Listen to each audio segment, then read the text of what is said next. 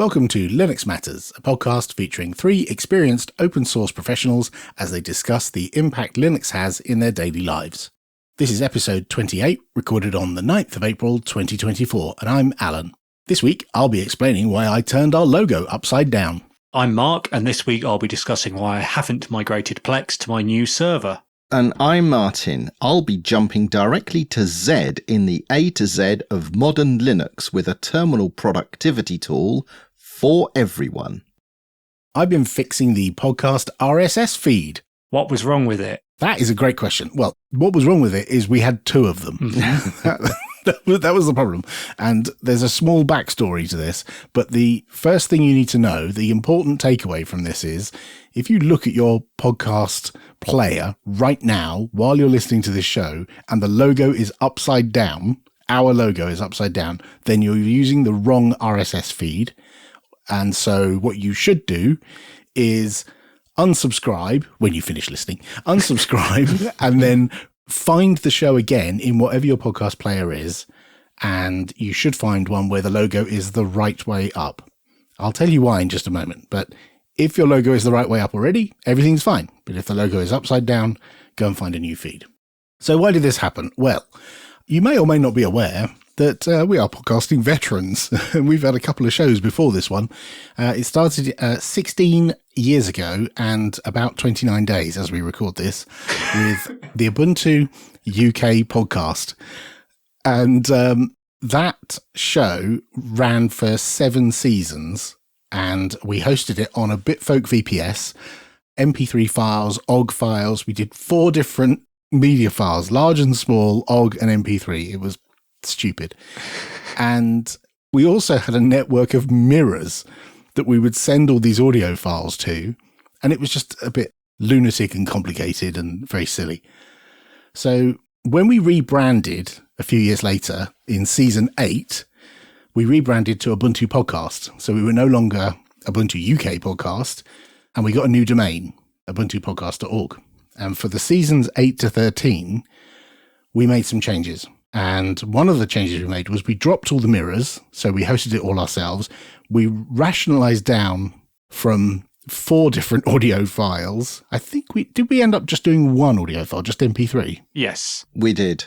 When the MP3 patent expired, we just said, we'll just redirect OGG to MP3. Yes. So you think you're downloading a freedom-loving format, and we put some, steak in your vegan dinner. And so when the show ended, we still had the website, the Ubuntu Podcast website, and all the audio files were still sat on the Bitfolk VPS. And then we decided to start Linux Matters, which is what you're listening to right now. And we were a bit cheeky when we started Linux Matters. We created a whole new website, new RSS feeds, everything new way of hosting all the audio files. It was completely different, a new way of deploying the website and everything. Previously, it was all WordPress, and now it's using a static site generator based on Hugo.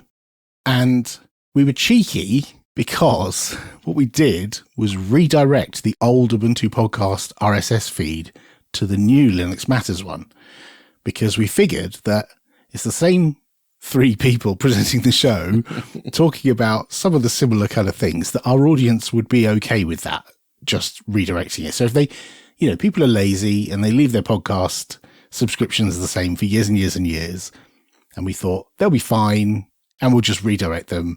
And that means we'll get an extra bonus audience of all those people who are subscribed to us on Ubuntu Podcast. And what we learned is people aren't necessarily lazy. Lots of people were living in hope that one day a podcast may turn up in the old Ubuntu podcast feed, and a year and a half later it did. Their dreams were answered, yes. And here we are. I'm so sorry. We're not that egotistical. But we were egotistical enough to think people would like to carry on listening, even if the name changed. And that was good, because it meant we had a ready-built audience. The downside of that is, for the last year that we've been doing Linux Matters, we've actually had 2 completely independent RSS feeds, entry points, if you like. And the result of that is pretty much everywhere, Apple Podcasts, Spotify, all the podcast platforms there's two of us. There's two Linux Matters feeds. One of them is actually using the old Ubuntu podcast feed, which under the covers does a 301 HTTP redirect to the Linux Matters one. And the other one is the real Linux Matters one. And so it looks a bit messy. That's a problem we wanted to solve, was get rid of the mess of having two feeds.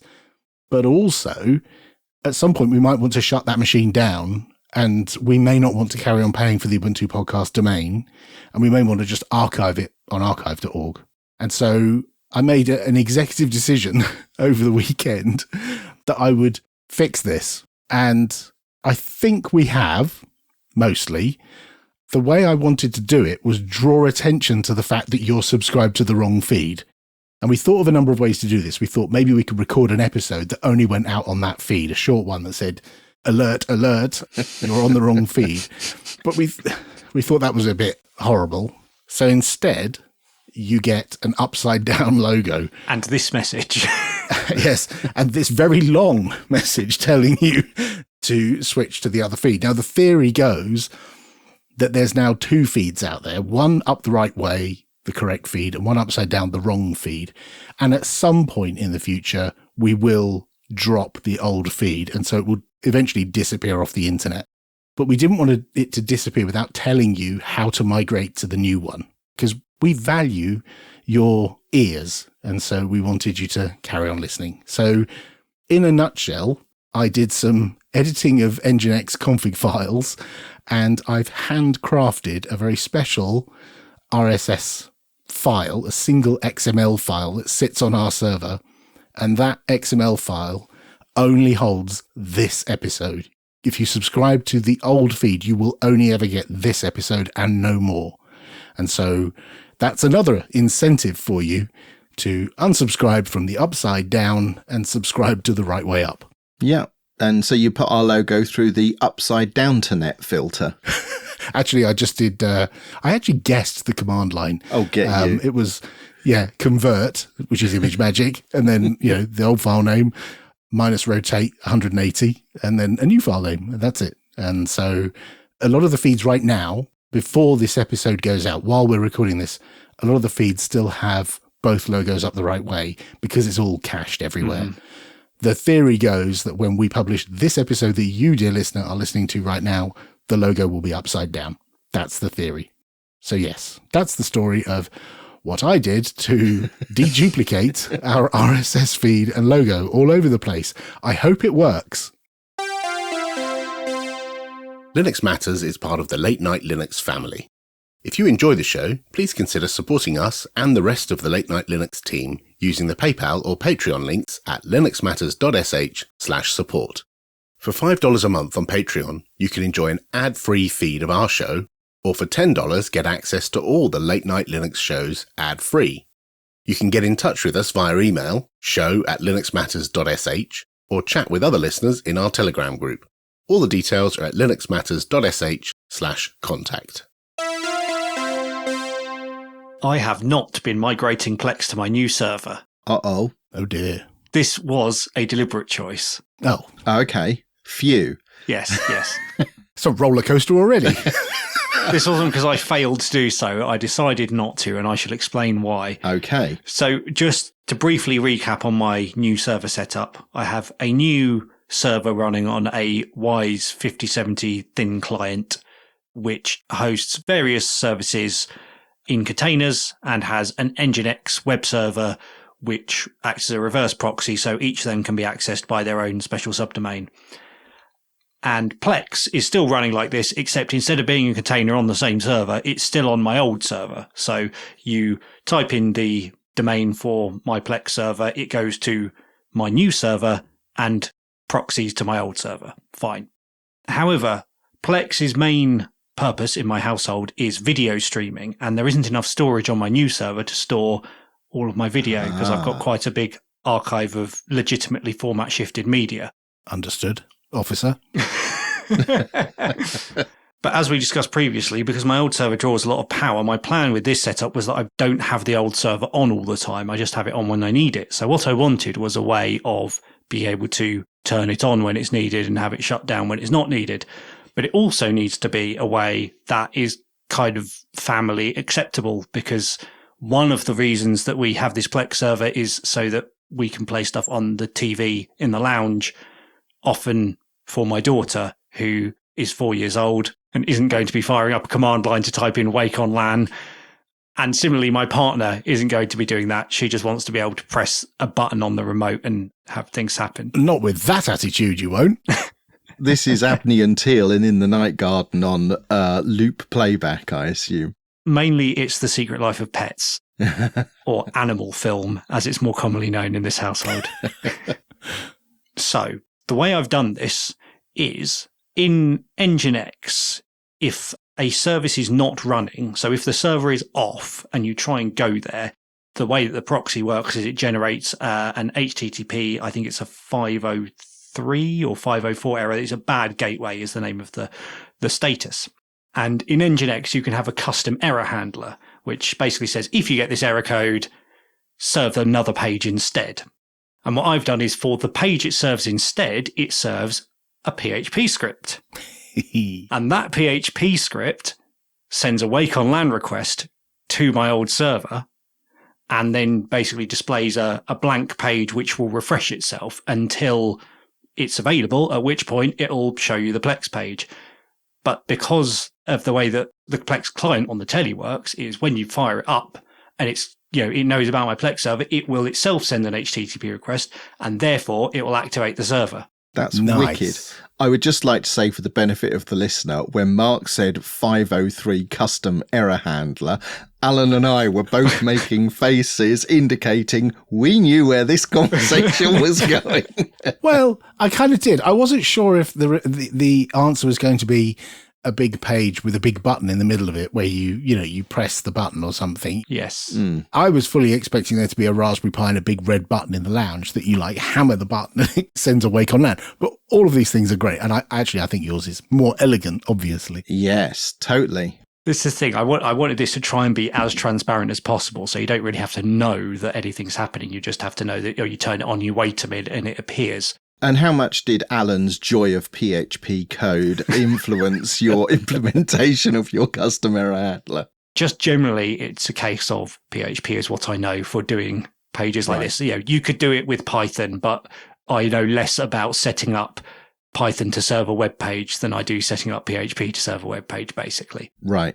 How are you actually triggering the Wake-On-LAN? It's just using the socket API in PHP to create a UDP socket and send the magic packet to a given MAC address. Oh, that's pretty straightforward. Yeah. I would have thought you'd shell out to, whatever it is, the Wake-On-LAN thing. Well, this is the thing, I wanted it to, because if I did that, then I'd have to actually build a PHP container with Wake-On-LAN available as a shell command. And, this is just a plain upstream PHP container with one script in it, basically. And did you figure this implementation for the magic packet out yourself, or is there some documented resources on how to do this just natively within PHP and stuff? I mean, opening sockets and sending stuff is documented, but the specific implementation, I asked my friend Chatty Jeeps. Knows everything, that one. Yeah. What about it going back to sleep again? So the other time I want it to wake up is when I'm doing backups, because this is still my backup server as well. So now, as well as shoving stuff to the cloud, it will pull stuff from my new server, which I want backed up, and then shove it off to the cloud. And I have a cron job that wakes it up the time of the week I want it to do my backup job. And to shut it down again, I just say at this point every day, which is basically when electricity stops being cheap, turn off. So if it's been turned on during the day, it will stay turned on until night time, and then it'll turn off. Not in the middle of an episode of The Secret Life of Animals, though. No, not unless my daughter has got up and started watching on her own accord, which hasn't happened yet.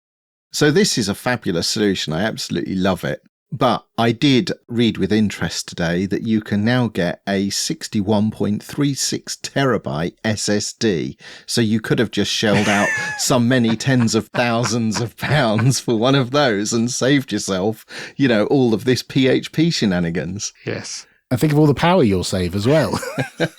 Have either of you spotted the fatal flaw in my plan? No, I like it. Well, so did I. at first. Uh-oh. And then I noticed, wait a minute, my server keeps turning on by itself. What on earth is going on? So I checked my logs, and it turns out all sorts of people call my Plex server's address for no particular reason in the middle of the night and the day, and web crawlers, people trying to find WordPress vulnerabilities and so on. So a small addition to my PHP script was to make it so that it will turn on if it's from a local address, but if it's from a remote address, you have to include a secret phrase in the URL, which was quite easily done. Right, nice. This episode is sponsored by Tailscale. Don't press skip, but do go to tailscale.com/Linux Matters. With Tailscale, you get the benefits of WireGuard without the hassle of manually configuring it. Imagine connecting all your devices and services with just a few clicks, no matter where you are in the world. That's Tailscale, a no-fuss VPN that's as straightforward as a one-button remote. Tailscale is the VPN I use at work. It's the digital glue holding our distributed team and infrastructure together. Effortlessly connect all your devices and services, no matter where you or your team are. That's the kind of power Tailscale gives you. And you can use it at home too. Remember episode 18 when I created an airdropper-like solution using Local Send? Tailscale transformed Local Send into Anywhere Send. It's so simple yet so powerful, making complex networking as easy as completing a two-piece jigsaw puzzle. And you, dear listener, can try Tailscale for free on up to 100 devices and 3 users. No credit card required, just pure networking bliss. Go to tailscale.com/Linux Matters to get started. Become a networking ninja. Go to tailscale.com/Linux Matters. I have been dotting around the alphabet in my summary of the A to Z of modern Unix, and we're going to leap all the way to Z today with Z oxide or Zoxide. I'm not quite sure how it's pronounced, but that's what we're going to be talking about. Zioxide, I guess it is. No. You need to pack that in. Otherwise, I'm going to find you and bring my friend the Oxford English Dictionary and batter you into submission over Zs and Zs. Okay, Dad. So, Zoxide, as I shall be calling it now, and we'll have a link to the project in the show notes, is a smarter CD command. And you might remember in episode 10, I talked about Actuin, which was supercharge your history recall and all the rest of it. Well, Zoxide is that, but for CD. Does CD need supercharging? So you'd think not, right? Because I've been using CD since the 1980s and it seems perfectly serviceable. But I'll tell you this, give Zoxide a try for a week tops, 2 days minimum, and I think you'll be sold. So this is how it works. It's very simple. You install it. The project makes binaries available. It's packaged in repositories for your favorite Linux and Brew and all of that stuff. And once it's installed, you then need to add something to your shell configuration to initialize it.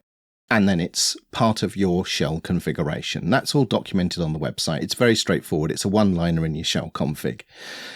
And Z, the command Z, single letter, now behaves like CD. So you can Z My Documents and you will be deposited in your My Documents folder. Or you can type Z space dash and you'll be dropped back one level, or you can do Z tilde and you're in your home directory. So at this point, everything's normal.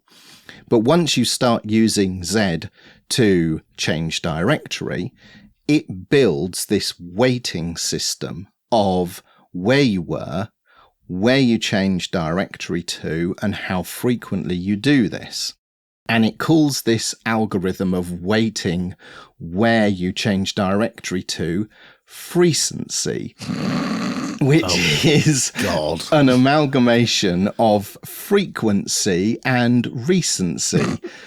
And it calculates this. And so what happens is that it builds this fuzzy matched path of places you change directory to. So For simple directory changes, maybe not all that useful, but as soon as you start maybe going into .config, name of application, directory path, this then starts to accelerate. So for NeoVim, for example, you can now start typing Z NeoVim and it will drop you into that directory directly. Or in my case, I have my Nix configuration in the directory /0/nix-config. So now I can just type Z nix-config and I go directly there. But better than that is I can now type Z nix, because that fuzzy match for the most frequent destination I go to is that path. So I have all of my source code organized in this development tree, and I can now hop into any project just by the project name, not by the full directory path. So a couple of things. One, for the listener, every time you hear in the last few minutes and probably the next few minutes, Martin say the letter Z, he looks down at his keyboard and points to it with his index finger. So you know, right? I like to check it's there. It's been great to watch. And secondly, I've used Fish, I think, in the past, and I got in a bit of trouble because it tried to be smart and send me to the right places. And for some reason, there are some directories on my system that have the same name. And I did a CD to somewhere and I did something and it did the wrong thing in the wrong place or the right thing in the wrong place. And I found that quite frustrating. And that was when I rage quit using Fish. It was trying to be too clever and that frustrated me. And I don't know if years of muscle memory will make me do the same thing with Z. Okay, so I have a couple of answers to that point, because you make a good point. The first is that Fish's CD history is just command line history, so it doesn't have the nuance of how often you change to these directories, and it's always the full path rather than just these broken up paths. So if you think of something like my Nix config is in 0 nix-config, I could type Z space 0 space nix, and it will work out like the path to be in with more clues. So you can be as verbose or as short as you like. But also that recency has aging. So over time, if you've stopped working on a project, that starts to drop down the list, gets unbalanced from the priority, and the places that you're going to more regularly become the places that it will favor based on the name matching. But here's the real kicker. All the way through this, and I'm sure listeners have been thinking, Z, I'm not sure I want to put up with the overhead of the muscle memory of having to relearn CD as Z. And move all that distance from the C and D keys. Right, indeed. So what you can do is when you add that line to your shell RC to initialize Z, you can tell it which command prefix you want it to replace. So you can say init CD, and now it will bind Z to CD. So now you continue typing CD just as you always did, and it's constantly learning and weighting and balancing every time you use it. This also has the added benefit that when you SSH to a machine which doesn't have Zoxide installed, you can still use CD and you don't have that sort of cognitive overhead of where do I have this tool available. What happens in shell scripts? You know, I know you're a shell script aficionado, and I am, a Padawan to your master or whatever. I've written the odd shell script. What happens there? Well, two things. You should be using CD in your shell scripts. You should be using pushd and popd. But as it happens, the invoking of Zoxide or Zoxide is an interactive shell only context. So you can have it enabled for the organic humans, but your shell scripts will still respond to CD in the usual way. I am going to audit all of your shell scripts to see if any of them have got CD. Please do. You will not be getting pull requests to change them to pushd and popd. And earlier you said, what if it suggests something that I don't like anymore? Well, there's a couple of extra tools with Zoxide. One, you can say Z or CD add and a path, and that will bump it up the weightings quickly without you having to change directory. You can also run a remove to say, actually, I went to this directory and it's got a distinctive name, but I don't want that auto matching, so just yank it completely. And you can query. And like Actuin, this has an interactive mode.